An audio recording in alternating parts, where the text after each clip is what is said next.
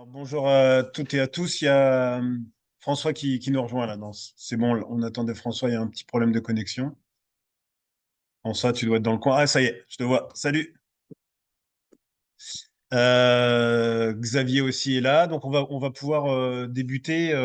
Donc on va parler du DAB entre autres, et surtout donc avec moi il y a Xavier Milinaire de la Core Lab et François Jacquin de la COP Radio. Donc je vais vous laisser peut-être vous présenter. Moi je suis Sylvain Delfaux, donc je suis directeur de la Scol Radio. J'interviens entre autres là pour la Scol, parce qu'on a un plan de formation plutôt dédié, on va dire, à la transition numérique avec l'AFDAS, enfin, et le FNE. Donc, on en reparlera dans quelques instants.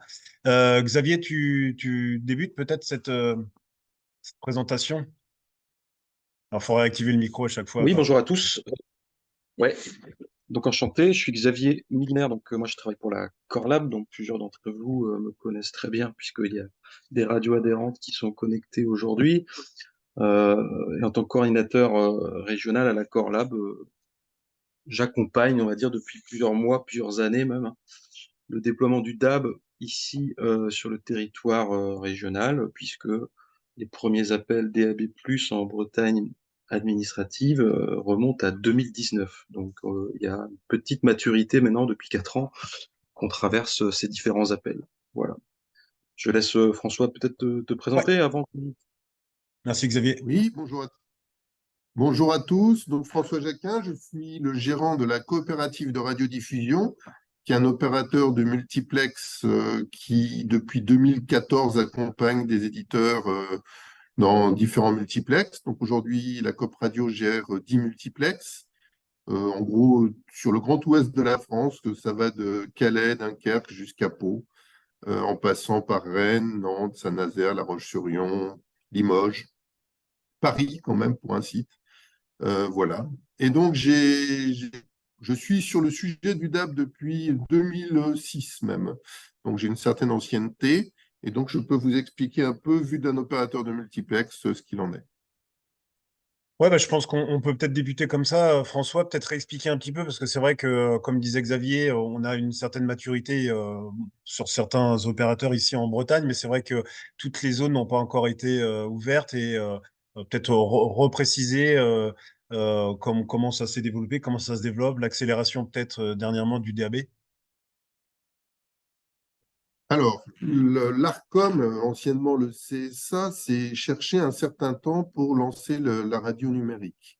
Il faut bien avoir conscience que le premier réunion auquel j'ai participé de planification des allotissements date de 2008-2009, les premières réunions, et c'était dans le cadre de la région Normandie qui avait été choisie pour voir le nombre d'allotissements, la répartition des éditeurs, la correspondance aux zones. Ensuite, il y a eu un appel qui a été lancé et presque aussitôt arrêté vers 2009 pour reprendre en 2013, et ce qui a donné un démarrage sur Paris-Marseille-Nice avec une configuration à 6 multiplex sur les grandes villes, qui était une configuration qui pouvait accueillir énormément de radios.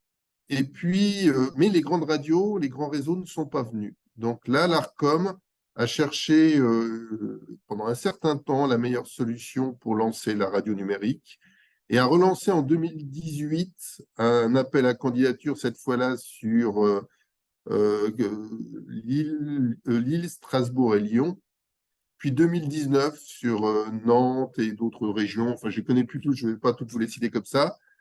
Dans ces configurations-là, on avait encore 2 mux locaux par grande ville, un étendu, c'est-à-dire qu'on avait à minima 36 radios par grande ville, et en plus 2 couches pour les futurs métropolitains qui sont apparus depuis. Mais ça n'avait pas encore suffi pour créer l'appétence des grands réseaux. Et en fait, c'est seulement vers 2020 qu'avec le plan des arcs et des nœuds a été lancé pour de bon la radio numérique, qui se concrétise aujourd'hui par des démarrages assez massifs, puisqu'on attend 150 sites pour chacun des métropolitains à démarrer d'ici la fin du premier trimestre 2024, et une couverture de 60% de la population. Mais on est passé en 2009 d'une architecture où chaque zone FM locale et donc radio associative pouvait y retrouver un multiplex à une configuration où aujourd'hui, les métropolitains sont partout sur les grands axes et les grandes villes, les étendues sont sur toutes les régions et ont potentiellement la capacité à se déployer sur l'ensemble de la couverture territoriale. Mais les locaux, aujourd'hui, il n'y en a plus qu'un par ville, et un par ville de plus de, on va dire, 60 à 100 000 habitants. Donc, on commence à voir, grâce à l'appel en Bretagne, des zones un peu plus petites. Et là, les questions se posent peut-être un peu différemment. Et voilà. Donc, aujourd'hui, le DAB est lancé. La communication va arriver, on va dire, au premier trimestre. Je n'ai pas la date exacte qui est prévue, mais c'est au premier trimestre. Donc, il va y avoir une communication nationale. Depuis 2020, dans l'ensemble des véhicules, pardon, depuis début 2022, dans l'ensemble des véhicules, vous avez le DAB. Et c'est tellement bien fait que les gens ne le savent même pas quand ils écoutent en DAB. Donc aujourd'hui, ils le voient parce qu'il y a beaucoup de programmes sur leur écran de voiture, mais que ce soit du DAB, de la FM, les bascules, c'est assez transparent pour eux, on va dire, sauf quand ça se passe mal en limite de couverture, où là, ils entendent les bagotements quand ça passe de l'un à l'autre. Mais dans l'ensemble, les populations urbaines qui sont couvertes en DAB ne le voient l'existence du DAB que par la présence d'un nombre de programmes important. Il faut reconnaître que le DAB a une bonne qualité quand ça couvre bien et un nombre de programmes assez conséquent. Et c'est là peut-être la deuxième chose qu'il faut prendre conscience. Donc, le DAB est lancé. Le DAB sera un des supports de la radio à partir de maintenant. Il ne faut pas se voiler la face. Mais ça veut dire surtout qu'on va se retrouver avec 2 métropolitains, un étendu et un local, donc au moins 4 multiplexes de 13 éditeurs, à tout endroit, dans toute ville de plus de 50 à 100 000 habitants. Ce qui veut dire qu'on va passer quand même d'un paysage radiophonique d'une trentaine, de 25 à 30 radios, à un paysage radiophonique de plus de 40 radios, plus de 50 radios systématiquement. Donc, quelle est la place de l'audience, dans l'audience de chaque radio? Ça va être plus compétitif qu'avant. Et c'est aussi ça le DAB. Voilà un peu un résumé du déploiement, comment il s'est fait. Hein. C'est très, très succinct. Après, je peux reparler peut-être pour ceux qui connaissent moins comment ça fonctionne le DAB. Les éditeurs sont groupés par 13. Ces 13 éditeurs sont choisis par l'ARCOM. Donc l'ARCOM va faire ses choix selon ses critères. Alors, qui sont des critères liés à la loi, qui sont des critères liés au paysage radiophonique existant, qui sont des critères liés à la diversité, à des répartitions entre types de radio, à des contenus et des programmes originaux. Donc, l'ARCOM va vous regrouper par 13 et vous allez devoir à 13 choisir un diffuseur ensemble.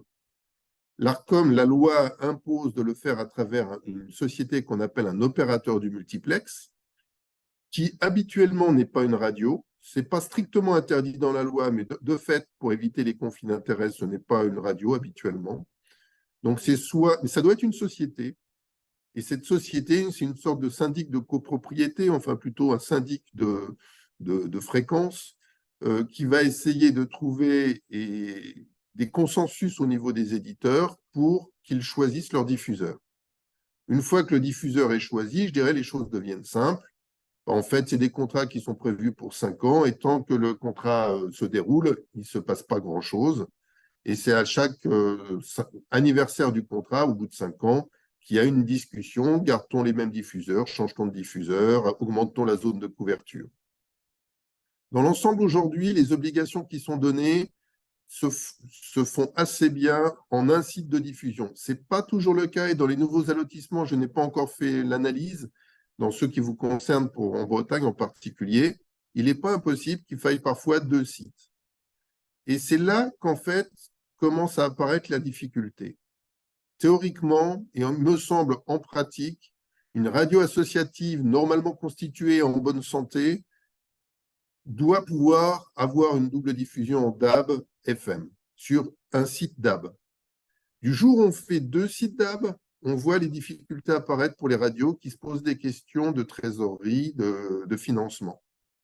Mais il est vrai que déjà un site, c'est parfois difficile. J'ai une radio associative enfin, pas dans vos régions. Vous n'êtes pas que breton autour de la table aujourd'hui, mais j'ai déjà une radio associative qui m'a appelé en me disant, enfin, c'était le salarié en me disant, si on prend le DAB, ils n'arriveront plus à me payer. Qu'est-ce qu'il faut leur conseiller? Donc, il y a des vrais arbitrages qui peuvent être faits entre chez un éditeur, entre ses coûts de diffusion, son avenir, sa couverture future et son fonctionnement présent à travers le salarié ou d'autres coûts de loyer, des coûts tiers. Donc, c'est ça peut-être le principal message. J'ai vu que dans les appels en Bretagne, il y avait un certain nombre d'éditeurs qui avaient plusieurs fréquences, donc plusieurs sites de diffusion. Attention à bien regarder le pourquoi vous avez candidaté et la finalité. Augmenter sa zone de couverture, pourquoi pas? C'est un choix éditorial, un choix stratégique pour chaque éditeur. Mais le coût aujourd'hui typique de diffusion, c'est de l'ordre de 500 € TTC par mois. Une fois, c'est 500, deux sites, c'est 1000, trois sites, c'est 1500. Enfin, voilà les ordres de grandeur. Donc, pour une radio associative, c'est une part non négligeable du budget. Donc, voilà. Merci François. On aura l'occasion d'en reparler parce que c'est vrai qu'on a aussi la double diffusion et le FSER qui va être abondé dans ce sens-là. Donc on pourra en parler, mais ça couvre pas la totalité des frais de double diffusion. Et c'est que pour un seul émetteur, en tout cas, c'est que pour une seule fréquence DAB+ en plus. Donc c'est vrai que ça à prendre en compte, mais on aura sans doute l'occasion d'avoir des questions là-dessus tout à l'heure. Xavier, peut-être un petit rappel du contexte en Bretagne, parce que il est en deux vagues, hein. Il y a une première vague qui a eu lieu et une nouvelle qui est en cours. Oui, tout à fait. Et quoi de mieux qu'une carte pour bien se situer un peu sur la manière dont les choses se sont passées ici en Bretagne. Là, ce que je vous expose tout d'abord à l'écran, c'est le déploiement des MUX nationaux métropolitains. Tu les évoquais, François. Donc, c'est les grandes radios nationales, services publics, les grands groupes, RTL, le groupe Lagardère, donc qui se partagent deux multiplex, hein, donc 26 radios au total, et on en sait un petit peu plus maintenant, voilà, sur le l'agenda et sur la géographie du déploiement. Donc en bleu, vous voyez apparaître l'axe Paris-Lyon-Marseille, où on peut écouter déjà ces radios en DAB+, sur donc l'axe routier Paris-Lyon-Marseille. Et donc, de nouveaux émetteurs se sont allumés ces dernières semaines et vont s'allumer jusqu'à la fin du premier trimestre pour donc couvrir ces axes qui apparaissent en rouge. Et dans le Grand Ouest, donc ces MUX métropolitains vont permettre de diffuser entre Paris et Nantes, entre Paris et La Rochelle, et entre Paris, Rennes et Brest, donc à la fin donc de l'hiver, a priori d'ici fin mars 2024. Donc c'était un déploiement attendu, c'est un peu la phase 2, on va dire, du déploiement des MUX métropolitains, euh, qui était attendu parce que voilà, c'est significatif et il risque donc d'y avoir cette campagne de communication nationale prévue par les grands groupes avec le soutien du ministère de la Culture. Donc on va entendre parler beaucoup plus de DAB+, en fait, ces prochaines semaines, prochains mois, euh, avec du coup une pédagogie augmentée auprès des auditeurs, auditrices, parce qu'il y est important. On le sait, nous, on s'époumonne beaucoup autour du DAB+, depuis de longues années. Il est important qu'il y ait cette pédagogie pour que les auditeurs comprennent l'enjeu de l'équipement, comprennent l'enjeu de la mutation du paysage, de la pluralité de l'offre radiophonique liée au déploiement du DAB, aux atouts offerts par le DAB+, en termes de qualité de diffusion, d'écoute en mobilité, etc. Donc c'est un moment important, et ce moment, on l'espérait là à l'automne, il a finalement été décalé au printemps avec donc cette campagne de com nationale, mais donc la suite du déploiement DAB+ en Bretagne s'inscrit dans ce contexte et c'est important de l'avoir en tête parce que on va s'inscrire dans un temps fort national autour du DAB. Voilà. Et aujourd'hui, l'Arcom se félicite que le DAB+ concerne 60% de la population métropolitaine désormais, et donc c'est des seuils de franchissement qui sont importants pour le déploiement donc de la radio numérique.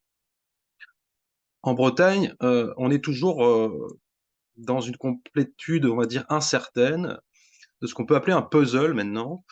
Pendant longtemps, l'Arcom communiquait sur une stratégie, celle des arcs et des nœuds, qui avait été défendue par le conseiller Nicolas Curien, qui consistait donc à organiser la couverture à partir des axes autoroutiers, donc ce que vous avez vu sur la précédente carte, donc qui consistait donc les arcs, et les nœuds consistaient les agglomérations grandes et moyennes, qui visaient donc à privilégier la diffusion d'abord du DAB+ sur ces agglomérations à travers le déploiement des MUX étendus et locaux.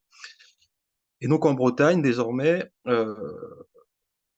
à l'heure où on se parle, on peut écouter du DAB+ à Brest, à Rennes, sur les allotissements locaux, et sur l'ensemble du territoire régional à partir des 2 allotissements étendus, où ont été retenues 13 radios à dimension, on va dire, régionale, sachant que sur ces 13 radios à dimension régionale, on retrouve aussi des médias nationaux qui n'avaient pas eu leur place sur les MUX métropolitains et qui profitent finalement des allotissements étendus aussi pour compléter leur diffusion à l'échelle nationale à travers donc ces allotissements étendus.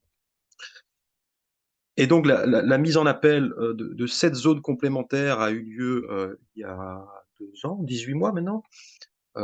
L'Arcom a rendu ses arbitrages sur chacune de ces 7 zones, donc à Morlaix-Landerneau, Quimper, Lorient, Vannes, Ploërmel, Saint-Brieuc et Vitré de Bain-de-Bretagne. Donc ce que vous voyez sur la carte, là, le puzzle donc se complète, hein. Ce sont les petits morceaux de puzzle violets là qui font que on y voit un petit peu plus clair maintenant sur le paysage radio dans notre région à ces endroits-là.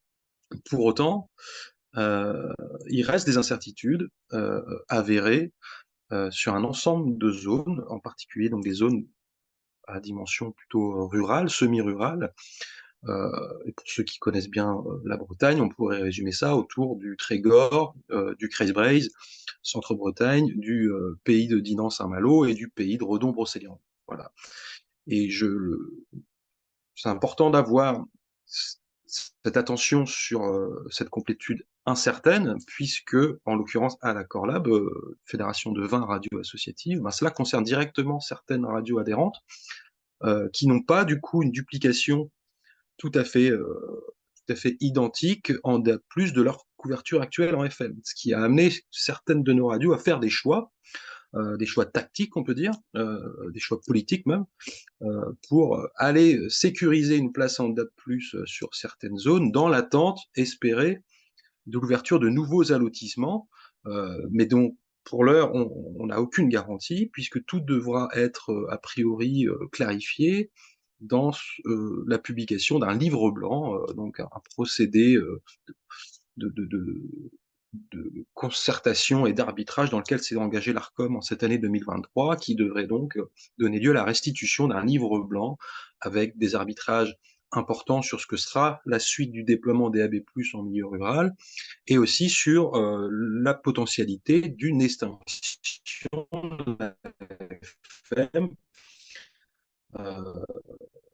Est-ce que jour, il ne s'agit pas de fixer une date définitive, mais bien un horizon pour engager l'ensemble du secteur vers une trajectoire vers le DAB+. Donc voilà les données du puzzle. Et si on reprend les choses, je vous fais apparaître ici un document que j'ai fait de manière totalement artisanale pour que vous appréciez sur chaque allotissement quelles radios associatives ont été retenues. Donc à Brest et à Rennes, sur les allotissements locaux, on les connaît depuis un peu plus longtemps maintenant, hein. Ce sont donc 5 radios associatives à Brest, 6 radios associatives à Rennes, donc sur des allotissements de 13 radios, ce sont des effectifs quand même importants de radios associatives qui ont permis d'avoir, et François, tu en diras un mot, c'est important, une minorité de blocage, de manière à peser dans les discussions et dans les arbitrages sur le choix des diffuseurs notamment.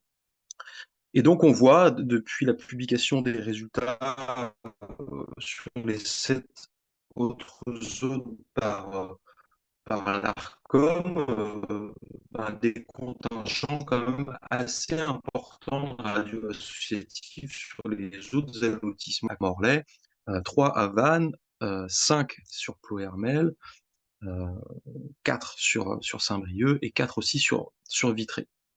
Et donc, vous voyez, ensuite, là, ce qui apparaît en pointillé, c'est les potentiels futurs allotissements, mais pour l'instant, je vous le dis, hein, c'est une carte artisanale, c'est fait un peu au doigt mouillé.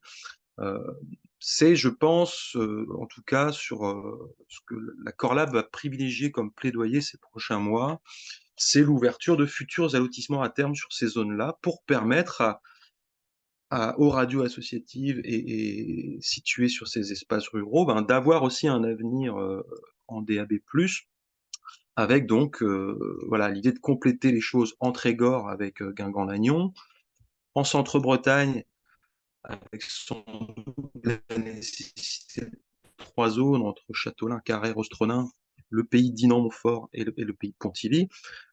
Ensuite, dans le nord du département de l'Ille-et-Vilaine, Saint-Malo et Fougères, qui sont deux agglomérations qui pourraient faire l'objet aussi d'un allotissement, et la ville de Redon, aux frontières avec la Loire-Atlantique, pour là aussi permettre à compléter la radiodiffusion à cette zone-là. Ça, c'est les objectifs d'un plaidoyer, mais dont je suis incapable de vous dire s'il va être appliqué, mis en œuvre à horizon N+2, N+3, N+5. L'ARCOM a beaucoup à faire encore pour déployer le DAB sur l'ensemble du territoire, et la Bretagne, quelque part, on a été un peu les premiers servis avec ces premières 7 zones. Donc tout cela va peut-être prendre du temps, mais ce n'est que voilà, une projection que je voulais vous exposer aujourd'hui pour vous montrer un peu quand même notre préoccupation, nous, en termes de complétude du puzzle. C'est vraiment une composante importante de notre plaidoyer, puisque il s'agit de sécuriser l'ensemble de nos radios en DAB+, chose qu'on a fait à Brest et à Rennes, avec voilà, ces radios historiques brestoises et rennaises qui disposaient d'un accès prioritaire, mais aussi avec l'arrivée de nouveaux entrants. Vous voyez, Quartier des Ondes, par exemple, est un nouvel entrant, un pur player DAB sur Rennes. Et dans le cadre de l'appel cette zone, on voit apparaître des nouveaux entrants pur player DAB+, Radio Calon, Radio Kellon à Vannes, Radiosphère à Vitré, ou Radio Large à Vannes également, même si Radio Large disposait d'une fréquence éphémère déjà chaque été en FM. Est-ce que je peux me permettre une question Bien sûr. Alors, moi, je me posais vite fait la question. Donc, les 13 radios les 13 radios compris dans le multiplexage sont regroupées par allotissement ou c'est vraiment par région du coup? Elles sont regroupées par allotissement. Donc là, par exemple, sur l'allotissement de Brest, on pourrait cumuler en tout les 13 radios différentes. Il y a 13 radios différentes sur le multiplex brestois. Je ne fais apparaître ici à l'écran que les radios associatives. C'est-à-dire que sur D'accord. Brest, en plus de ces 5 radios associatives, Radio U, Fréquence Mutine, Arvorig, Radio Neptune et Bretagne 5, eh bien, il y a 8 radios qui complètent le MUX, en l'occurrence des radios commerciales de catégorie C et D et B.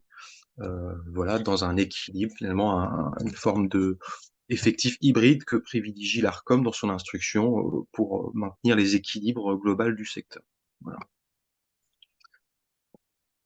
Je me permets de faire une remarque sur le mail, sur le slide directement. Le 350 € par mois, ça peut se voir en TTC, mais c'est plus souvent en hors taxe. Et à ça, il faut rajouter le codage multiplexage, ce qui veut dire que pour une radio associative, on est plutôt entre 500 et 600 € TTC. Qu'il n'y ait pas de malentendu sur l'enjeu que ça représente pour chacun d'entre vous. Ouais. Sur Rennes, c'est le cas. Hein. On est plutôt au-dessus de 500 qu'à 350. Hein. Et donc, avant de vous donner des précisions sur ce qui apparaît avec les petits morceaux de timbre bleu et orange, la TDF Towercast, je vais vous expliquer un peu pourquoi je vous ai fait apparaître ceci. Voyez les effectifs sur chaque zone qui ont fait par exemple que Radio Crazy, qui est une radio du Crazy, fait le choix de se porter candidate à Saint-Brieuc. Alors c'est pas aberrant puisque la radio a déjà en FM une couverture pas si éloignée de Saint-Brieuc. Mais en attendant que le DAB+ se déploie en Centre-Bretagne, pour une radio qui s'appelle Radio Crazy, aller émettre exclusivement à Saint-Brieuc en DAB+, ce n'est pas anodin dans la réflexion du projet associatif de la radio. À l'identique, si on prend Fréquence 8, qui est une radio de Montfort-sur-Meux, la radio Fréquence 8, faut savoir que dans le 8 de fréquence 8 fait référence aux 8 communes de la communauté de communes du Pays de Montfort. Donc c'est vraiment une radio de Montfort-sur-Meu, hein. Bah, la radio, elle, disons, inquiète de ne pas voir le DAB+ venir à Montfort-sur-Meu, s'est portée candidate à Saint-Brieuc, à Ploërmel et à Vitré. Et la radio est sélectionnée sur ces 3 allotissements. Donc là, il y a quand même il y a un choix important de la radio, de se porter candidate sur l'ensemble de ces zones, et donc une sélection par l'Arcom qui doit quand même amener, à mon avis, la radio à une réflexion et à comment dire, à beaucoup de prudence, puisque là, on a un projet qui se retrouve avec 3 zones et donc un budget conséquent pour pouvoir assumer cette sélection. Sauf si, Autre- effectivement, Xavier, je te coupe, mais sauf si, effectivement, les radios peuvent demander une annexe 3. Ça veut dire que ça sera un nouveau programme, un nouveau FSER pour ces radios-là. Donc, parce que je ne sais pas s'il y a beaucoup de radios ici autour de la table qui ont des annexes 3, mais c'est déjà le cas dans d'autres régions, hein. François, tu connais des radios associatives qui ont des annexes 3. Donc, ils peuvent avoir une deuxième subvention FSER, avec le risque, effectivement, que ensuite le FSER diminue, puisque en fait plus de projets, plus de radios, au final sur une même enveloppe, donc l'enveloppe par radio baissera. Oui. Alors, je me permets, qu'est-ce que vous entendez par annexe 3? Alors une annexe 3, c'est en gros, tu as un programme principal, par exemple, où on parlait de Fréquence 8. Alors, ils sont pas, je crois, autour de la table. Donc, mais Fréquence 8 qui est à Montfort-sur-Meu pourrait proposer donc Fréquence 8 à Saint-Brieuc avec au moins un décrochage local de 4 heures par jour sur Saint-Brieuc. Et donc, si tu fais au minimum 4 heures par jour sur une deuxième zone, et que tu as un studio enfin un studio de direct, hein, il faut absolument avoir un studio, et ben tu peux avoir une deuxième enveloppe FSER. Tu peux faire une deuxième demande de subvention FSER. Donc, Donc, mais avec c'est voilà, avec il faut quelqu'un sur place qui fait de l'info, il faut des studios et il faut au minimum 4 heures par jour. donc c'est à partir du moment où on a deux sites enfin, deux sites de Deux diffusion. autorisations, deux autorisations D'accord, de l'Arcom. Donc, d'accord. il y a des radios associatives, par exemple Sun, hein, en Pays de la Loire, qui s'est développé comme ça avec donc en partant de Nantes, ils ont plusieurs annexes 3 dans d'autres villes, à Angers, à Saint-Nazaire, je crois. Je ne sais plus si Saint-Nazaire c'est une annexe 3, mais en tout cas, donc qui propose d'autres programmes. Donc, ça veut dire que c'est bien sûr un FSER supplémentaire, mais des coûts aussi supplémentaires parce qu'il faut studio, salariés et donc avoir des programmes propres. Un choix, par exemple, qu'a pu faire Radio U, et je vois qu'Antoine est connecté avec nous aujourd'hui, donc radio brestoise, radio universitaire brestoise, qui avait été dans un premier temps retenue en DAB+ à Brest, et là, on va dire sans surprise, puisque elle disposait d'un accès prioritaire en DAB+. Donc la radio émet en DAB+ à Brest depuis septembre dernier, désormais. Émet la radio dans un projet de développement de sa couverture et de sa diffusion, avec en plus cette volonté de s'adosser aux équipements universitaires de l'Université Bretagne occidentale, a été retenu à Quimper et à Morlaix pour un projet donc de radio universitaire finistérienne, on pourrait le dire, et avec du coup un projet d'annexe 3 présenté à Quimper pour soutenir l'implantation de Radio U donc sur le campus quimpérois. Voilà. Je confirme. Je trahis pas le projet de la radio, Antoine? C'est exactement ça, merci Xavier. Donc, donc voilà, des choix qui ont amené donc des radios à saisir le DAB+ comme une opportunité pour élargir sa zone de diffusion, c'est un peu le cas de Radio U, ou alors essayer de sécuriser sa place dans le paysage parce qu'on ne sait pas ce que sera le déploiement du DAB+ sur son territoire, comme en Crest-Braye, Trégor, Pays de Saint-Malo, Pays de Redon, et donc c'est les choix qu'on fait RKB et Fréquence 8, hein, ce que je citais tout à l'heure. Donc ce qui est quand même pas du tout, ce n'est pas neutre hein, dans la conduite d'un projet associatif, puisque c'est une géographie voilà, sur laquelle voilà, on n'est pas forcément situé à ce jour, donc il y a éventuellement du projet associatif. Et donc ce que vous voyez apparaître ici en bleu et en orange, c'est juste pour vous donner une petite information sur ce que l'on sait déjà des sites de diffusion qui ont été privilégiés en Bretagne, notamment sur les allotissements étendus. Alors à Brest et à Rennes,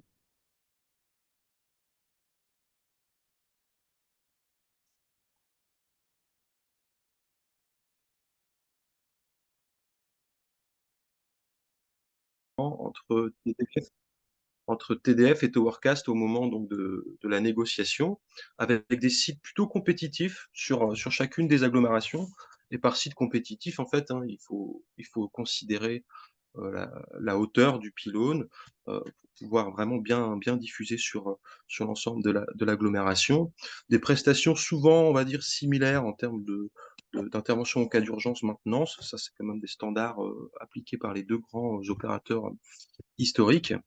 Et, euh, et à l'époque, au moment de ces négociations à Brest et à Rennes, nous, on n'avait pas abandonné et on avait toujours en tête, pourquoi pas, l'idée de soutenir un modèle d'autodiffusion, c'est-à-dire qui serait affranchi de ces contrats envers les TDF et Towercast, mais qui permettrait aux radios, sur de l'investissement, de rester les maîtres finalement de leur procédé d'autodiffusion. C'est des procédés qui ont pu être mis en place sur d'autres agglomérations, notamment sous l'égide de la COB Radio. Hein. François, tu pourras nous en dire plus.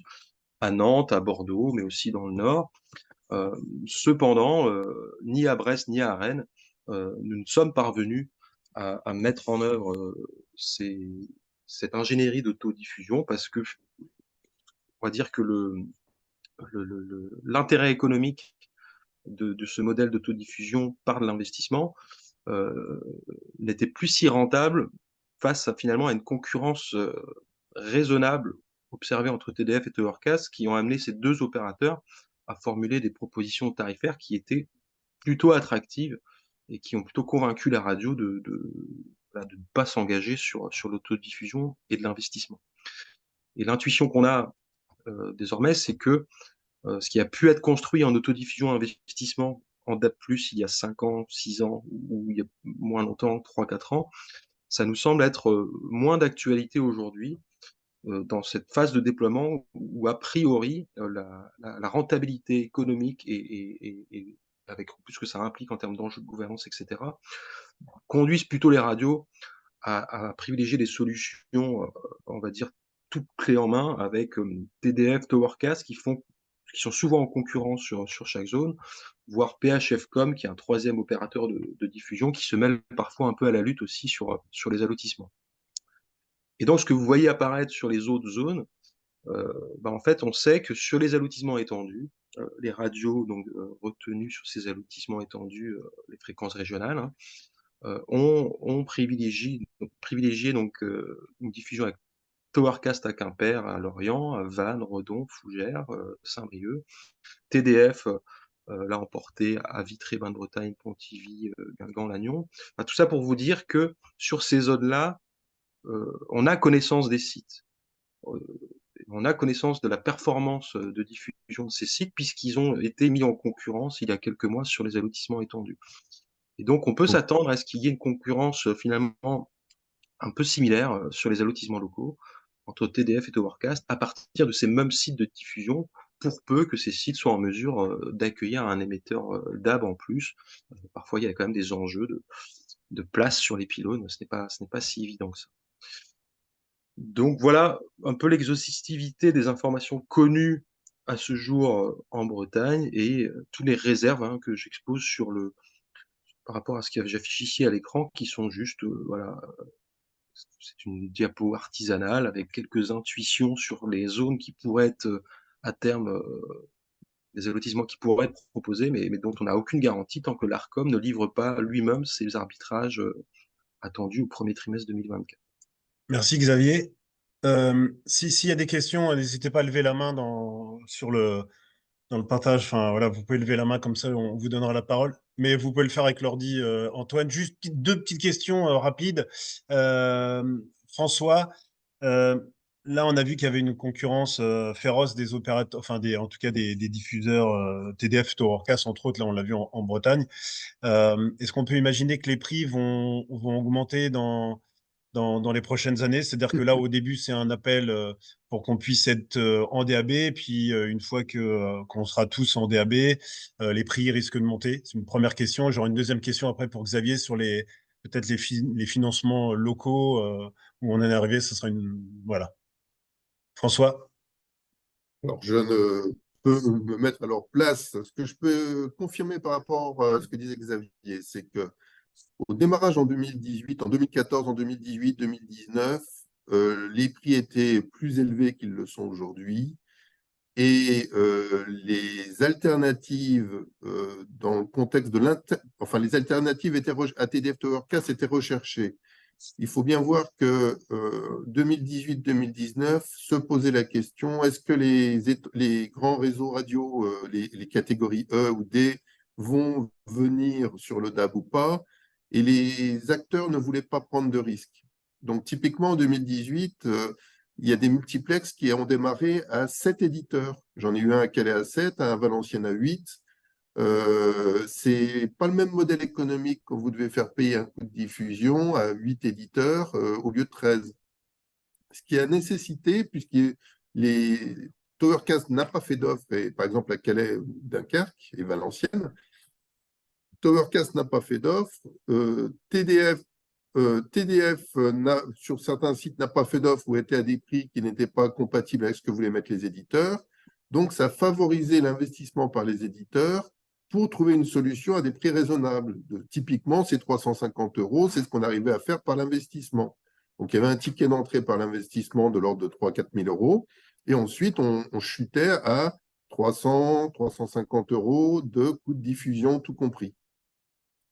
Pour autant, ce modèle-là, aujourd'hui, n'est plus du tout d'actualité, puisque, premièrement, les multiplex sont complets à 13 éditeurs, ou même s'il y a de temps en temps un désistement de dernière minute, ou avec le temps, ils sont encore à 11 ou 12 éditeurs à minima en permanence. Les prix ayant bien baissé, chez TDF et Towercast, les offres alternatives par l'investissement ne bénéficient pas de la même mutualisation que peuvent avoir TDF et Towercast, ce qui fait que ils ne sont pas compétitifs ou si peu compétitifs. Enfin, l'avantage est si faible que les commerciales qui doivent aussi participer au vote au même titre que les associatives disent pourquoi est-ce qu'on s'embêterait avec un modèle un peu particulier, sachant que pour aller 20 € de plus par mois, TDF ou Towercast font leurs prestations classiques. Donc aujourd'hui, je ne vois que très peu d'opportunités. Il faut vraiment avoir une grosse majorité d'associatives pour essayer de chercher un modèle différent. Mais il n'y a plus les opportunités qu'on avait sur Nantes, Saint-Nazaire, sur Calais, Dunkerque. Pour autant, dans ces deux cas que je viens de citer, d'un côté le Gramme, de l'autre côté Broadcast Telec, qui est un diffuseur basé sur une radio commerciale privée, ont trouvé leur place parce qu'ils avaient des sites exceptionnels et qu'ils ont commencé dans les premiers. Ce qui n'est plus le cas aujourd'hui qu'on a essayé sur Rennes, donc je suis l'opérateur de multiplex. Quand on a cherché sur Rennes, les conditions de faire un site compétitif à ceux de TDF et Towercast ne se présentaient pas. Ce n'est pas qu'il y ait eu un rejet de ce modèle, c'est que ce n'était pas intéressant. Et j'ai même encouragé les radios associatives à choisir une des offres commerciales plutôt que d'essayer de persévérer dans le projet d'autodiffusion, entre guillemets, parce que ce n'était pas réaliste. Au tarif de la tour DVRN qui a été sélectionnée, le rapport qualité-prix, vous ne pouviez pas faire mieux. Donc, aujourd'hui, il faut bien avoir conscience que, premièrement, à 13 éditeurs, dans un contexte qui a été très compétitif ces derniers appels, grâce aussi à des acteurs comme PHF, comme Coméquipe, le Gramme, Broadcast Telec et d'autres qui ont quand même challengé les diffuseurs historiques et ont fait baisser les prix. Mais maintenant que le prix marché a atteint son niveau bas, on va dire à autour de 350 € hors taxe de diffusion, plus 150 € de codage multiplexage, donc en gros 500 € hors taxe, coût complet pour un éditeur. Maintenant qu'on a atteint ce tarif, il est très dur pour les alternatifs à se positionner avec des sites qui, en couverture et en prix, soient très compétitifs. Donc, le contexte a changé.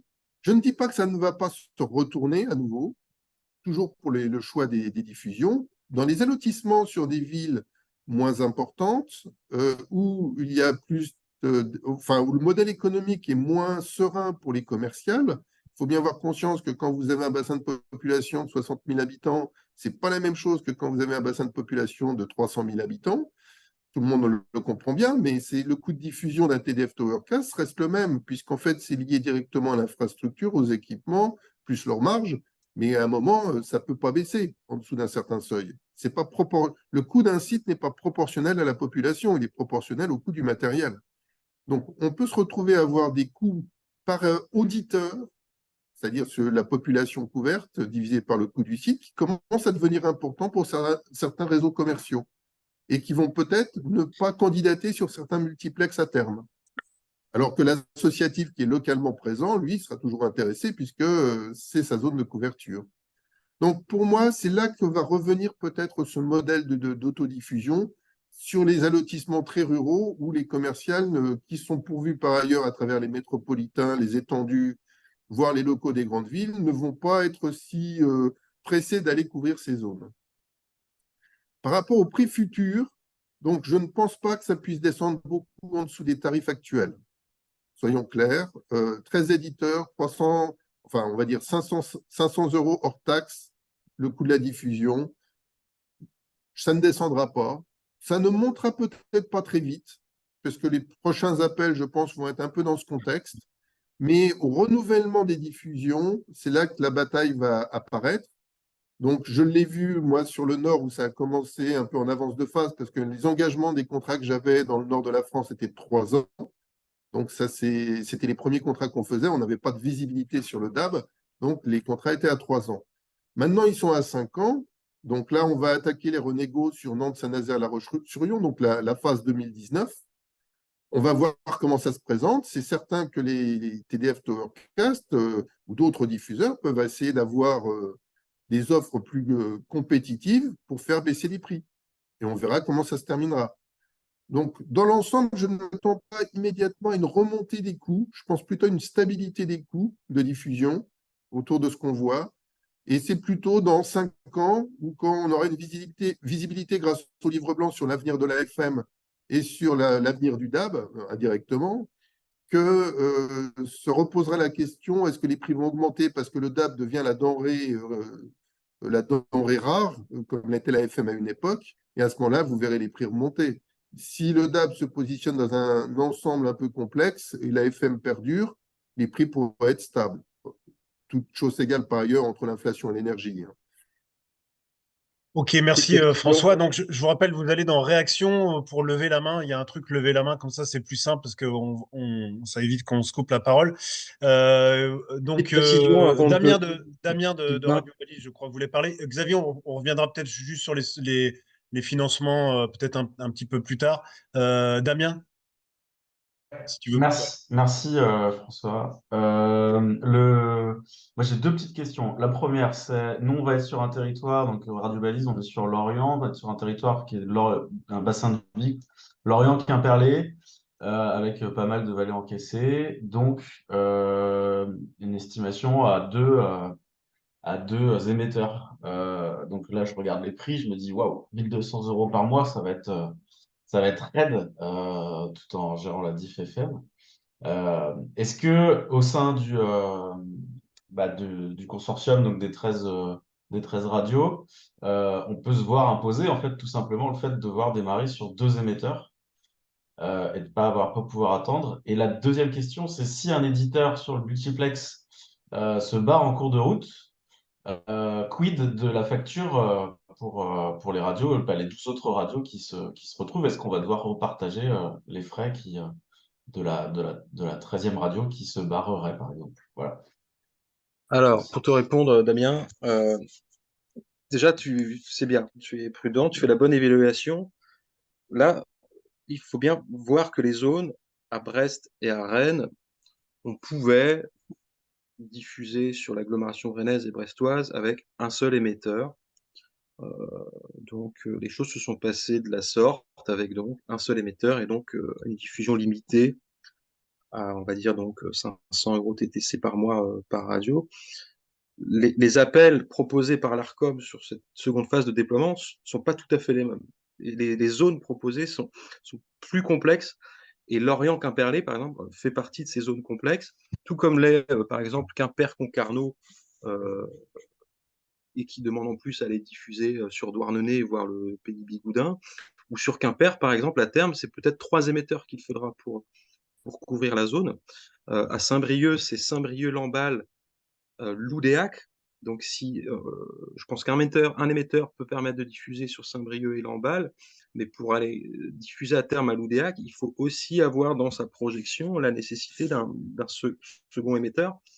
Et donc, c'est sûr que l'économie de la diffusion sur DAB+, n'est pas tout à fait la même qu'elle ne peut l'être sur Brest et Rennes, où un émetteur suffit. Est-ce que l'Arcom va vous imposer 2 émetteurs au démarrage? Non. Pourquoi? Parce que les exigences sont en pourcentage de couverture de population. Et à Lorient, par exemple, si je prends lotissement Lorient-Quimperlé, un émetteur à Lorient fait que vous êtes dans les clous du pourcentage de couverture de population avec un seul émetteur. En revanche, peut-être que l'exigence sera portée d'ici 3 à 5 ans pour que la diffusion soit complétée à Quimperlé. Mais encore une fois, si l'ensemble des radios retenues à Lorient disent, enfin, si la majorité, on va dire, la majorité, voilà, la majorité simple, hein, c'est-à-dire sur 7 radios sur 13 décident de démarrer à Quimperlé dès l'année prochaine, par contre, la décision s'imposera à l'ensemble des radios du multiplex. D'où la nécessité d'avoir quand même des stratégies d'alliance, et donc une minorité de blocage qui n'est pas inintéressante dès lors qu'on est plusieurs radios associatives, pour ne pas se faire imposer justement ces échéances de diffusion. Mais on Et pourrait se retrouver dans un cas de figure où les 13 radios du multiplex, majorité simple, décident de tout allumer, quoi. oui, absolument. Et sur les allotissements étendus, par exemple, Radio Boa, le projet de radio associative sur les allotissements étendus, nous, on pensait que les choix seraient très raisonnables avec 2 émetteurs pour démarrer. Et ben, en fait, les radios commerciales largement majoritaires sur les MUX ont dit: ah non, non, on va en allumer 10 la première année. Donc on a été un peu pris de court, et forcément, ça a dû réinterroger tout le modèle économique au démarrage du projet. Et ben, c'est pas impossible. Si en effet il y a une croyance collective dans le DAB, renforcée ces prochains mois par les radios commerciales qui seraient majoritaires sur les MUX locaux, il n'est pas impossible qu'elles imposent finalement des agendas de diffusion plus rapides et plus onéreux aux radios associatives retenues sur chaque zone. Donc il est important d'avoir cette préoccupation-là aussi dans votre business model pour les mois à venir. François, Oui, si je peux compléter, en fait, la règle d'usage quasiment partout maintenant, c'est une majorité des 2/3. Donc, c'est le 7 que citait tout à l'heure Xavier. C'est-à-dire qu'il faut au moins 7 radios qui soient d'accord, enfin plus de 7 radios qui soient d'accord entre elles pour imposer à l'ensemble du multiplex une décision. Ça, c'est la première chose. Habituellement, ça se passe plutôt bien. C'est-à-dire qu'on va, même si certains acteurs sont très expérimentés et d'autres sont novices sur le sujet, dans les discussions, il y a quand même une écoute qui existe des autres. Et aujourd'hui, sur des allotissements qui sont pas trop peuplés, je ne pense pas que les radios commerciales cherchent à mettre tout de suite les 2 sites. C'est-à-dire que globalement, elles vont prendre la ville principale et attendre les obligations de l'autorisation pour mettre la ville secondaire.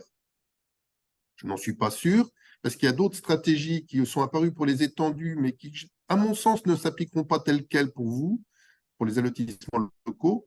C'est sur les étendus, en fait, en 2018-2019, c'était prudence. On ne va pas déployer trop vite. D'où le sentiment sur la Bretagne que ça y serait pareil avant de le savoir. Or, quand les décisions de couverture ont été prises en Bretagne, c'était en sachant que le métropolitain allait être lancé et arrivé peu de temps après. Donc, en fait, pour les radios commerciales qui sont dans les étendues, ce sont des catégories D. Elles ont un positionnement concurrentiel fort avec ceux des métropolitains. Donc, pour ne pas se faire dépasser en zone de couverture et donc en pourcentage d'audience, elles avaient besoin de se positionner de façon assez similaire aux métropolitains voire dans certains cas mieux que le métropolitain, ou les hypothèses qu'ils pouvaient faire sur le métropolitain. Donc, la surprise qui est arrivée au projet BOA, c'est qu'en fait, c'était le changement d'approche qu'ont eu les éditeurs composant principalement les étendues, de se dire, bah, maintenant, il faut y aller pour de bon parce que le métropolitain arrive. Et les projets, je dirais, qui sont moins au fait des choses parce qu'ils sont régionaux et non nationaux, bah, n'étaient pas au courant de ce changement de stratégie et l'ont subi. Pour moi, cependant, pour les allotissements locaux, le coût par habitant est important, et je l'ai entendu de radio commerciale récemment. Un site, si c'est tant par habitant, OK. Deux sites, si ça dépasse le seuil, on attendra l'obligation de l'autorisation. Donc, je dirais c'est au cas par cas, ça va dépendre des axes routiers qui le traversent, ça va dépendre de la concurrence, de l'appétence de certains réseaux sur la zone même et de leur compréhension de leur marché. Et c'est en ça qu'un multiplex est compliqué, c'est que vous pouvez même parmi une catégorie de radio avoir des associatives où c'est leur cœur de zone, d'autres où ils ont candidaté en périphérie de leur zone, au même titre que des B qui veulent un programme local à chaque ville qui copie la FM, et d'autres B qui vont se mettre dans l'étendue pour avoir un programme régional, et des commerciales, des qui, dans certains cas, ont atteint leur seuil critique de coût, parce qu'elles aussi ont des seuils de coût qu'elles se fixent pour le DAB, en attendant d'en savoir plus ou d'arrêter la FM, et donc qui ne vont pas être si pressés de démarrer certains sites, alors que d'autres, c'est la fuite en avant, je dirais presque, ils veulent couvrir au maximum au plus vite. Donc ça, vous le saurez quand vous rencontrerez vos alter-ego du multiplex. Mais aujourd'hui, j'ai quand même vu des gens dans les locaux qui écoutaient les autres. Les étendues, je ne les fréquente pas, puisqu'en tant qu'opérateur de MUX, c'est réservé à la compagnie des multiplex. J'en entends parler. Je ne sais pas quoi en penser, mais en tout cas, dans les locaux, j'entends des gens qui se respectent globalement et qui discutent. On peut témoigner avec Rennes, hein, certains ici, ça s'est quand même bien passé. Ouais, plutôt pas mal, ouais. Euh, merci Ouais, François, merci Xavier. Il y a Martin qui a levé la main, donc il veut poser une question pour Radio Balistique. Alors, tout à fait, moi je me posais surtout la question par rapport à la mise en relation enfin, de la colocation de multiplexage, on va dire. Comment est-ce que les différentes radios, en fin de compte, sont mises en relation pour les Alors, différents allotissements? là-dessus, c'est des procédés assez clairs maintenant. Les 13 radios là retenues, il y a eu la publication donc, des candidats par l'ARCOM.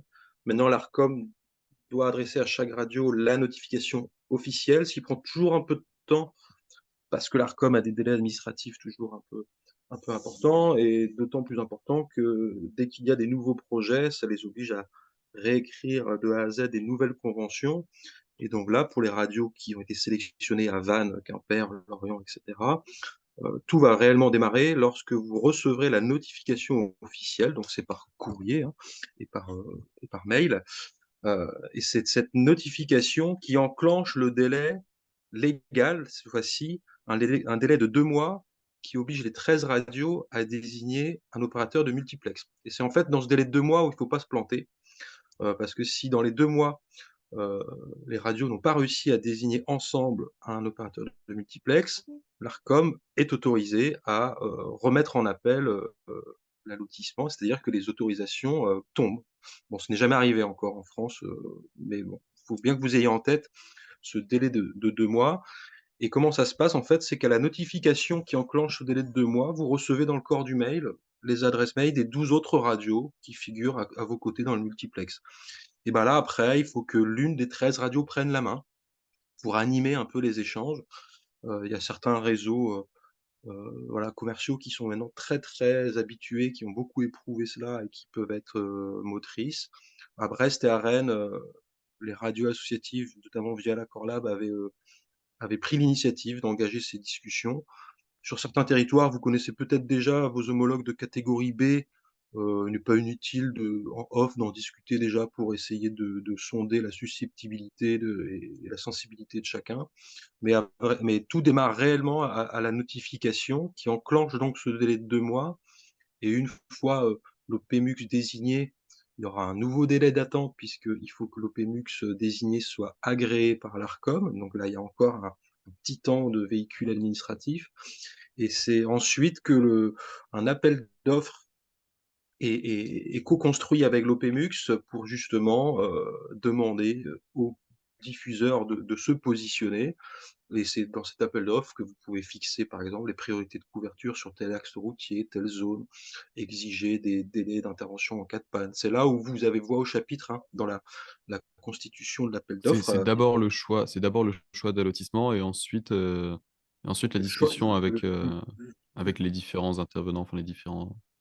ouais.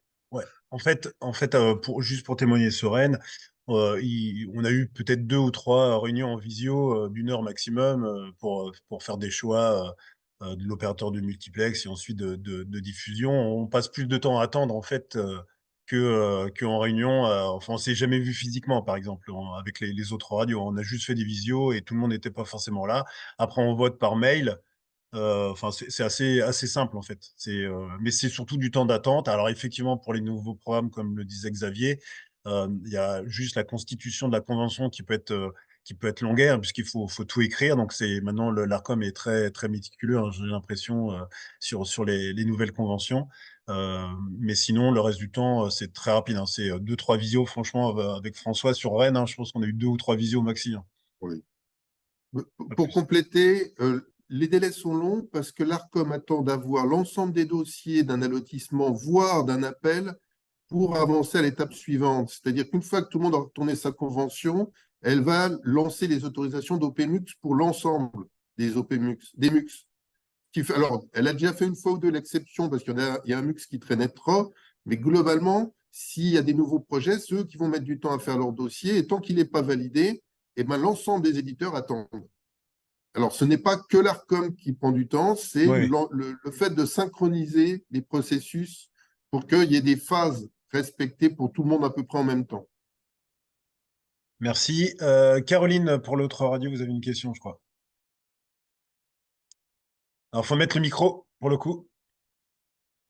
Excusez-moi. Pas de Donc, nous, on problème. est en Pays de la Loire, on est sur la Mayenne, le dernier territoire qui n'est pas encore sur le DAB+.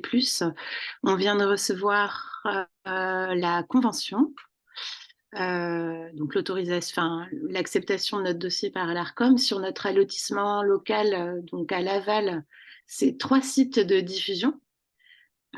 Donc pas un, hein, pas 2, c'est 3. Donc ça représente évidemment donc, sur un territoire qui est très rural, avec un bassin de population qui n'est pas du tout dense, mais qui pour nous, stratégiquement, c'est intéressant parce on émet actuellement sur 2 fréquences, une fréquence dans FM dans le sud Mayenne et une sur Laval. Donc en fait, ça va nous offrir une couverture quasiment départementale. Par contre, avec 3 sites de diffusion, bah, ça représente des coûts de fonctionnement qui sont assez importants.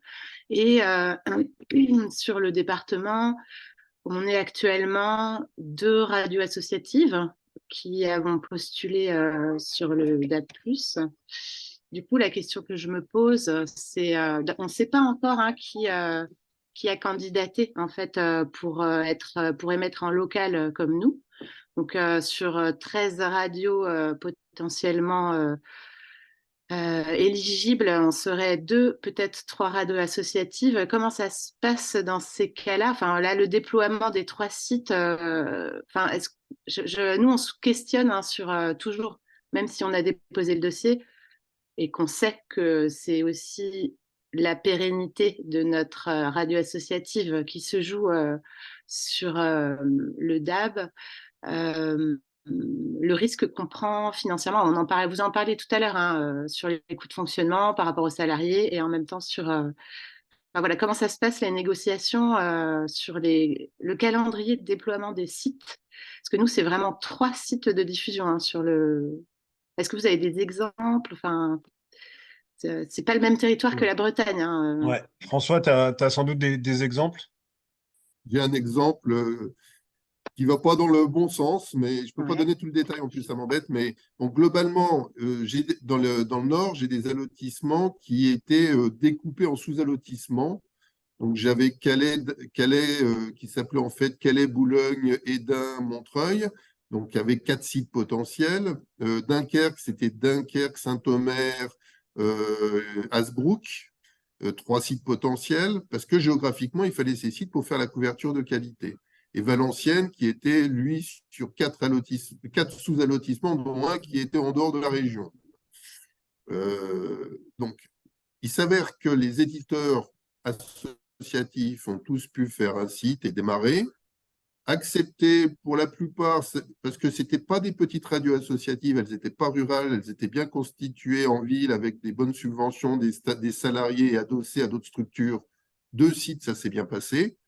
Au 3e site, même les commerciales tiquent.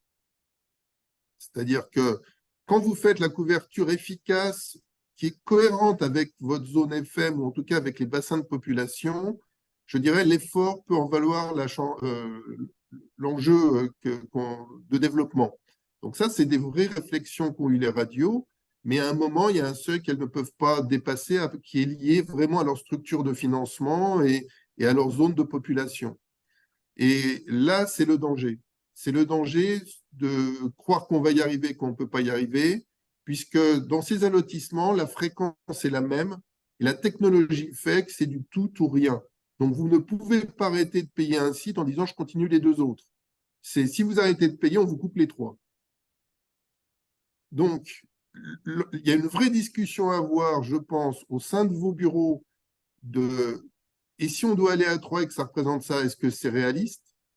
Ensuite, une fois que vous avez une position interne au bureau, en parler avec le CTA en lui disant « bon, bah, je constate que on est 2 associatives. » Alors, je prends votre exemple, là, je ne le connais pas en détail, hein, mais les autres commerciales qui sont présentes, on ne sait pas encore leurs appétences, mais en discutant avec eux, bah, ça serait 3 sites, par exemple. Nous, on ne sait pas comment on fera à l'échéance de 3 ans ou 5 ans avec 3 sites. Si c'est pour se lancer en DAB et jeter l'éponge dans 3 ans, est-ce que c'est raisonnable?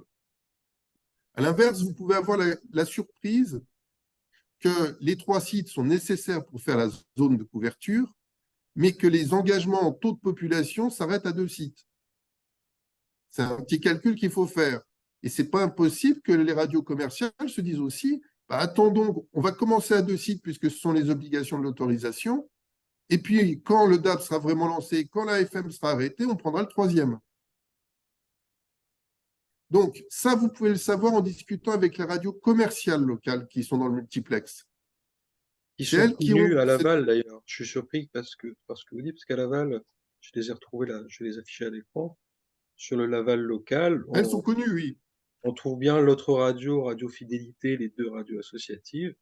Et donc, l'allotissement de 13, il est composé des autres radios qui sont affichées ici à l'écran. Ils ne sont pas des radios associatives. Non, voilà. Donc là, c'est sûr que vous êtes en effectif réduit, radio associative. Tout à fait. Ouais. Bah, après, comment dire, nous, l'obligation de 3 sites, elle est sur le dossier. Enfin, je veux dire, c'est un allotissement avec 3 sites de diffusion. Enfin, le dossier est comme ça. Hein, c'est pas. Après, nous, ça nous permet une couverture en termes géographiques qui est intéressante et ça nous permet d'être présents sur le nord du département où actuellement on est présent en termes de couverture médiatique ou d'action associative, mais par contre, on n'est pas présent en termes de réception FM. On n'émet pas sur le nord du département. Après, ça peut nous permettre de trouver des financements supplémentaires, puisqu'on va toucher d'autres collectivités territoriales sur lesquelles, pour le moment, on n'a pas de partenariat effectif. Mais ça représente, si on calcule bien, hein, c'est quand même 18 000 € de fonctionnement par an. Et l'autre question que j'avais, du coup, c'est là, en fait, sur une situation comme ça, on ne peut pas demander une annexe 3, par exemple. Non. Parce que c'est la même... Non. Le même programme à cause de la technique. Voilà, c'est ça. Donc, on ne pourrait pas, par exemple... non, les annexes 3, c'est vraiment quand c'est sur une autre zone. Donc là, pour le coup. Après, bon... Ça ne marcherait pas. A priori, non. Techniquement, ça ne marche pas. Exactement. Non, ça ne marche pas. Mais a priori, non. comment dire? Alors c'est vrai que nous l'idée de cette visio, c'est pas pour s'ingérer dans les politiques des radios et des choix stratégiques et politiques comme on disait. Ça après chaque radio, chaque association, chaque bureau, chaque conseil d'administration doit faire ses propres choix de déploiement ou pas sur le DAB avec les risques induits d'y aller ou de pas y aller de toute façon dans tous les cas. Hein. Mais ça c'est des vrais choix. Ça c'est Après, ce qui est vraiment intéressant, des ouais. Mais ce qui est pardon. intéressant, c'est de savoir aussi que dans des contextes qui sont un peu similaires, ça n'a pas fonctionné.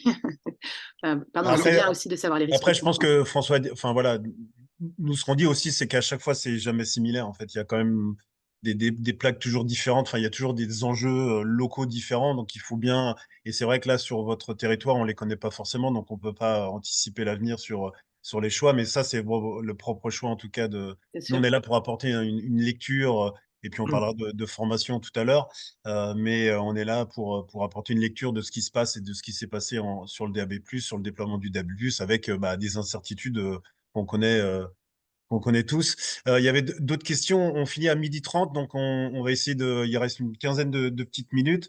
On va prendre deux dernières, peut-être une question de Johan de fréquence 10. A dit non.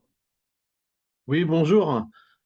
Moi, je voulais juste vous poser la question. Je suis juste salarié de la bande FM. Et qui dira au revoir à la bande FM? Puisque c'est un petit peu une question.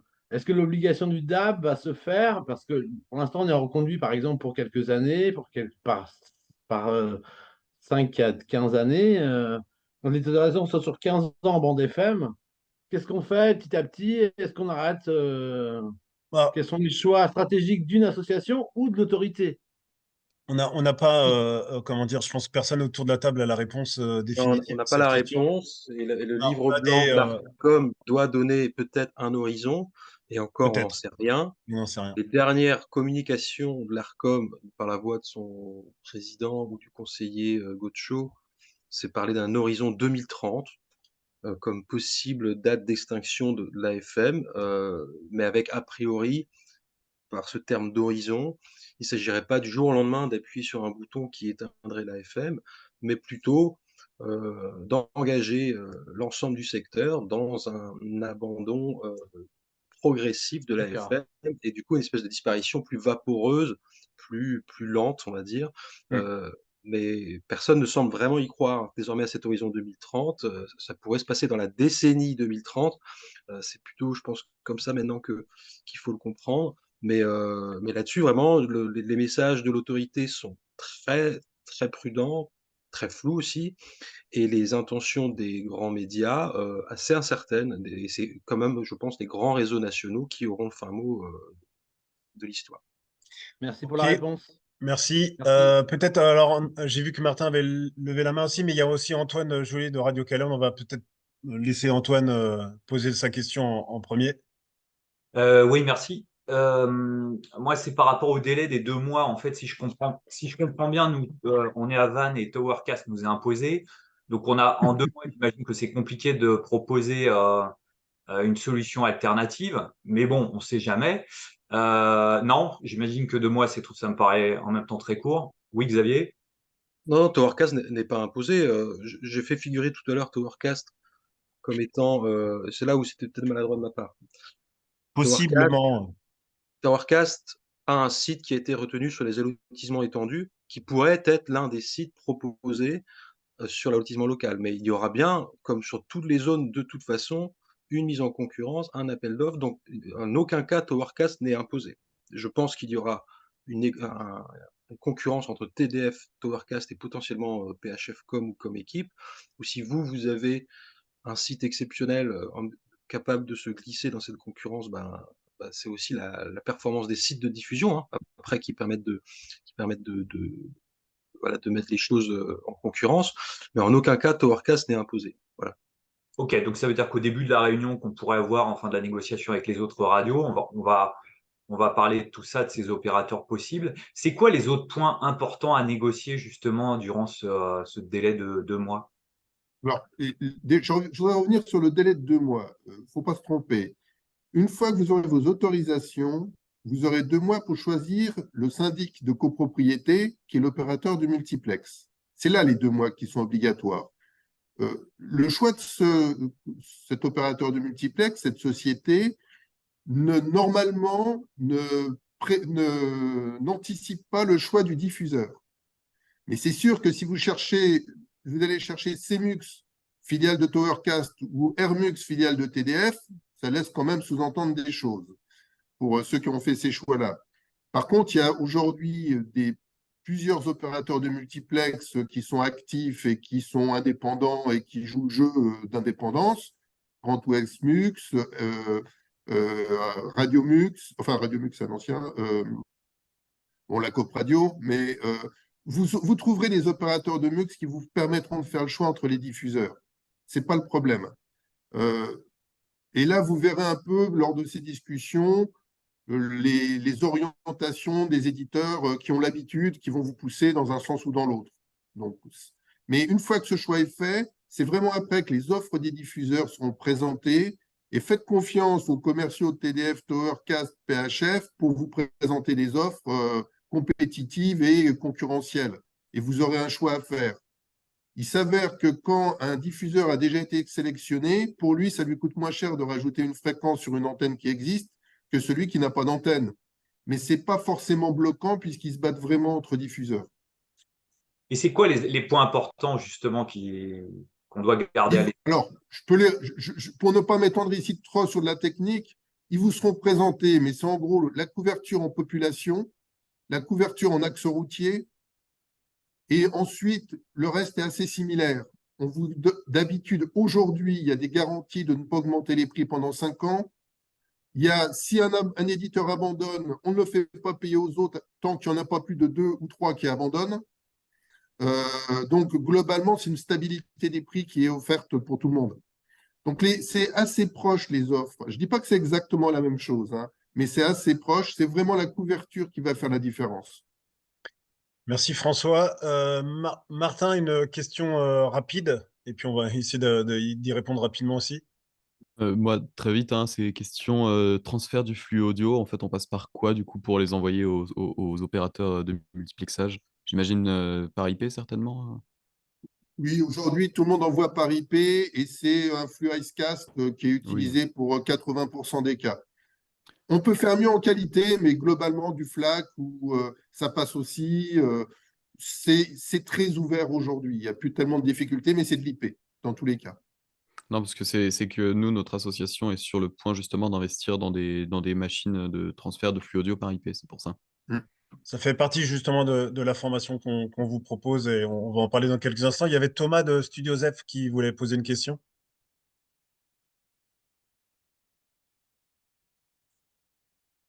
Thomas? Bon, il a dû partir. Xavier, on n'a pas évoqué les financements au niveau locaux? Oui, c'est un point sur lequel je pense qu'il est important de revenir. Ouais.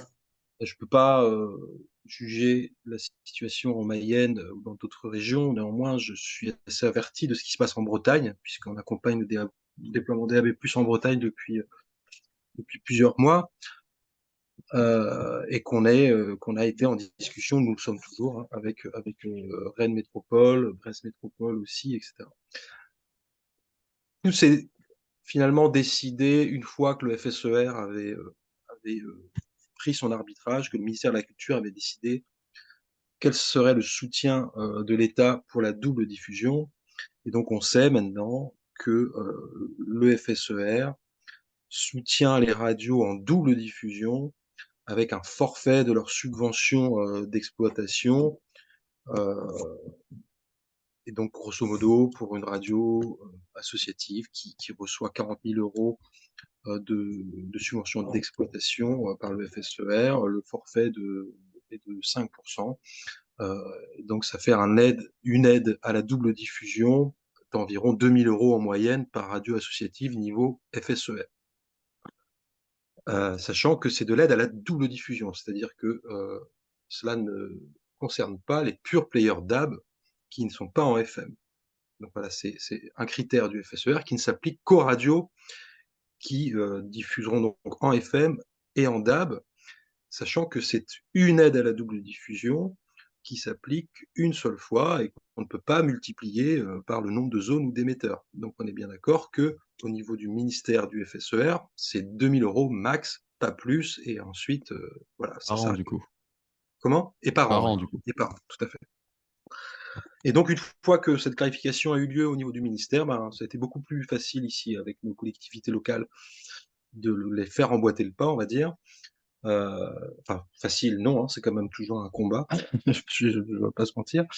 Et au niveau de la région Bretagne, par exemple, la décision a été de s'adosser finalement au dispositif de l'État en maintenant une aide à la double diffusion et à la double diffusion seulement, donc qui viendra soutenir les radios associatives bretonnes qui vont se retrouver sur une même zone à diffuser en FM et en DAB, avec un forfait annuel de 1 000 € par an et par radio.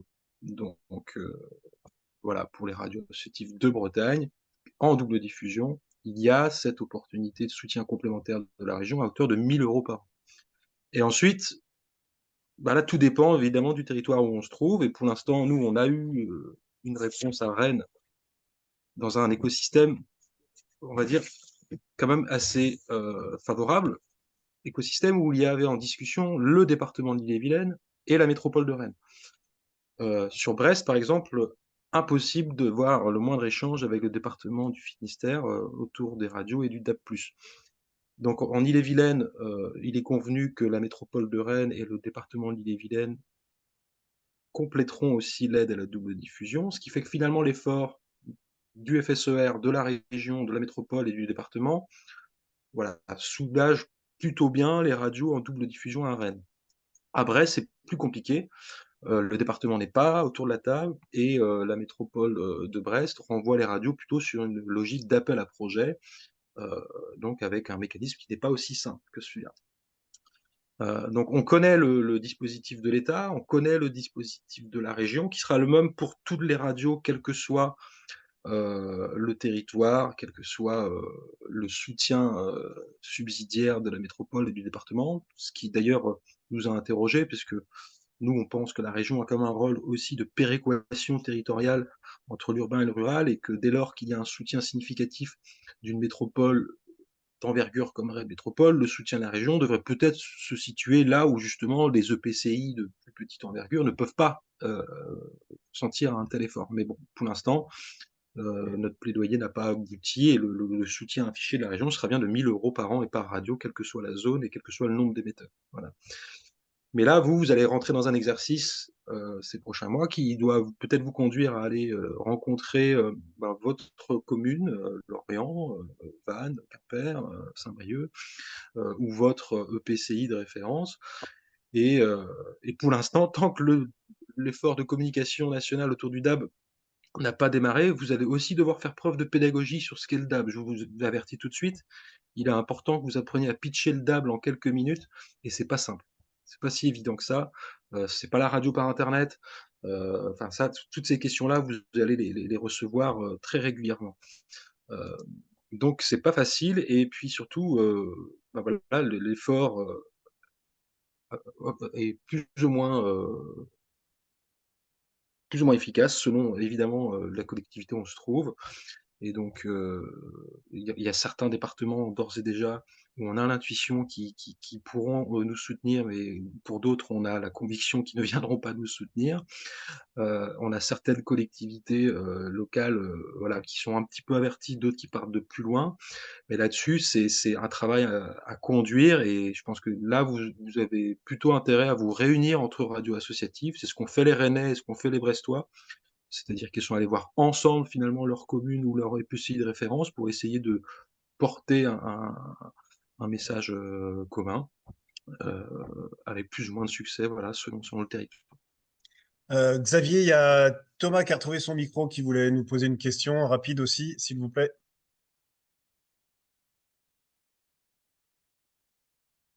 Thomas? Je crois que le micro n'a pas été retrouvé. Thomas?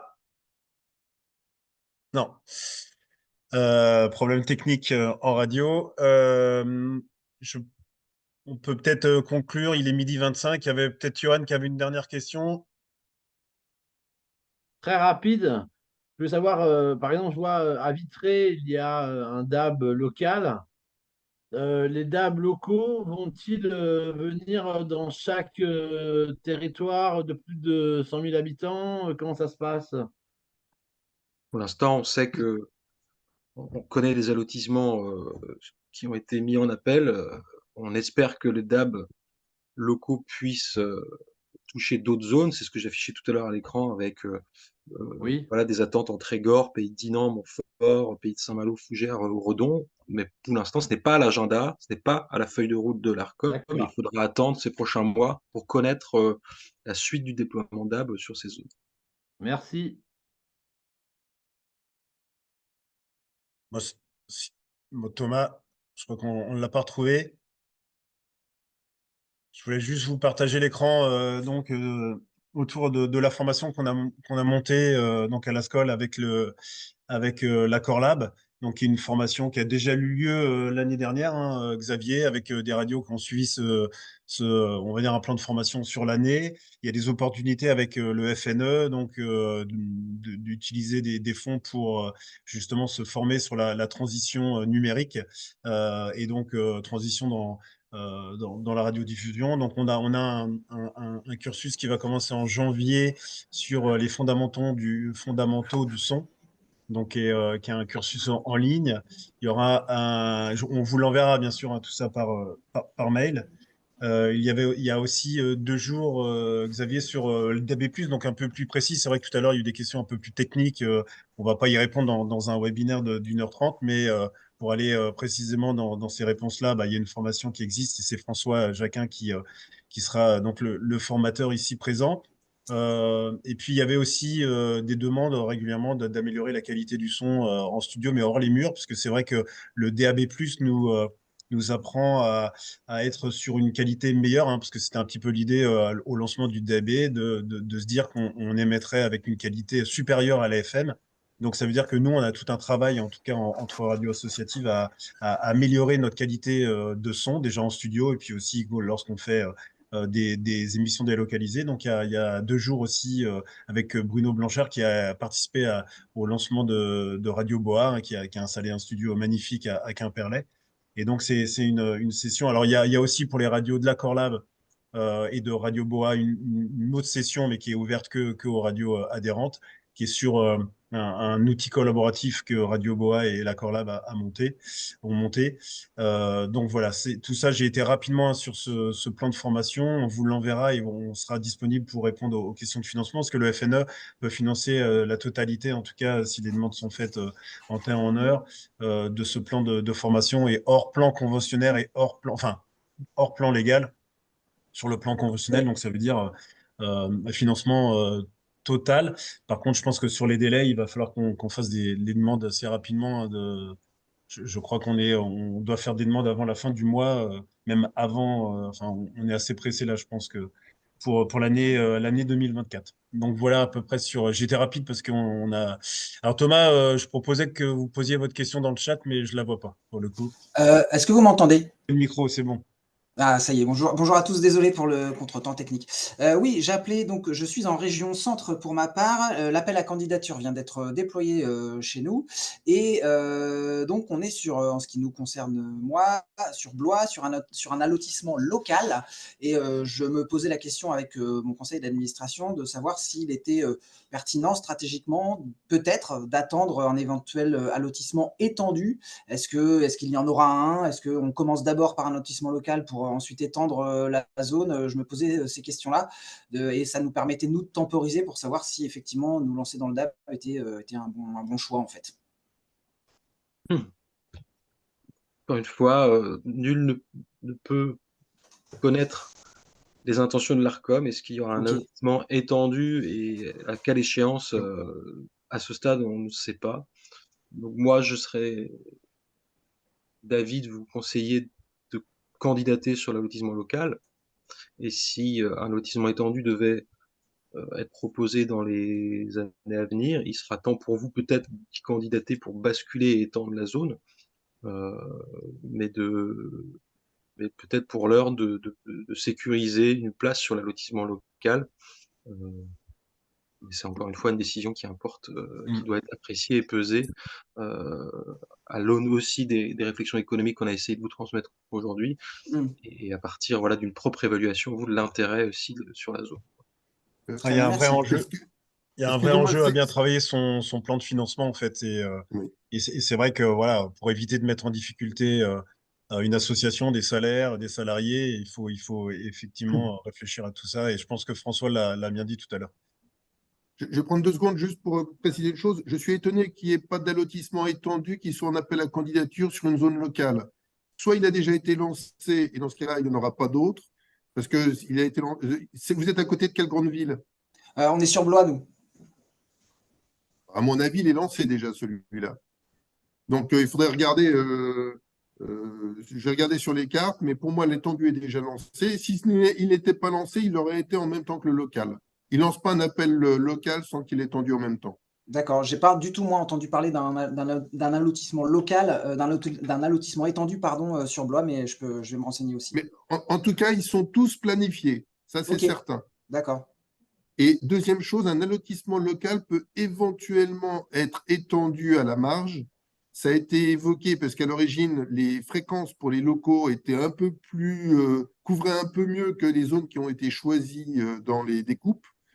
Mais je dirais c'est à la marge, c'est-à-dire par exemple pour Nantes, on peut aller vers Châteaubriand, on peut faire 10 km ou 15 km de plus, mais ça n'ira pas sur tout un département. Ouais, ok. Donc, et ça, il faut l'unanimité des éditeurs du MUX pour pouvoir le faire. Donc, ce qui n'est pas gagné à ce stade un peu partout. Merci. J'indiquais dans le chat que je devais vous quitter à mon tour. Ouais, Voilà. merci Xavier. Si.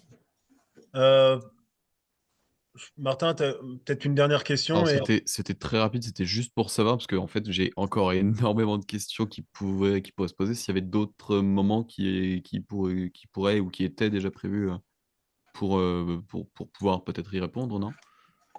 Alors, enfin, il y a des endroits, on va dire, où on répond régulièrement. C'est-à-dire, effectivement, il y a déjà, par exemple, notre fédération ici en Bretagne. Alors, vous n'êtes pas en Bretagne, donc ça va être un peu loin. un peu compliqué.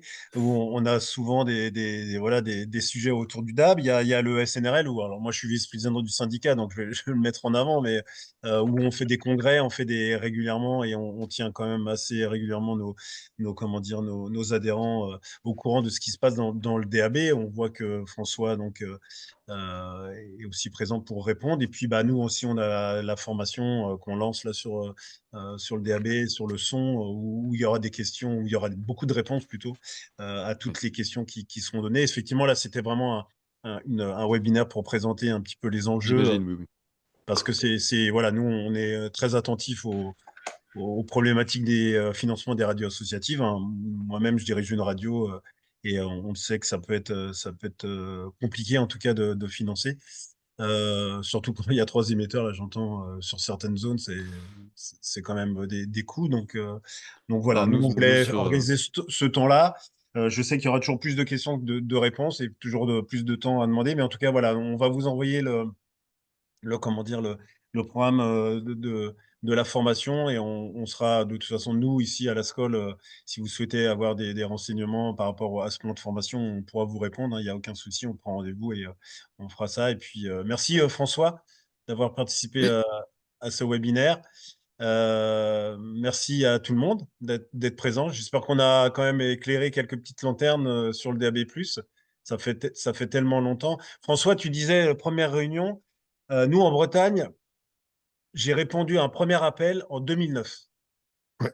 Il n'a pas abouti, hein, pour le coup, mais j'ai toujours le dossier de l'appel. Alors, ça ne s'appelait pas DAB à l'époque, hein, ça s'appelait RNT. Et donc c'est un long chemin, très long chemin, en tout cas. Merci. Au revoir. Merci à vous. Merci à vous. Bonne journée. Merci à vous.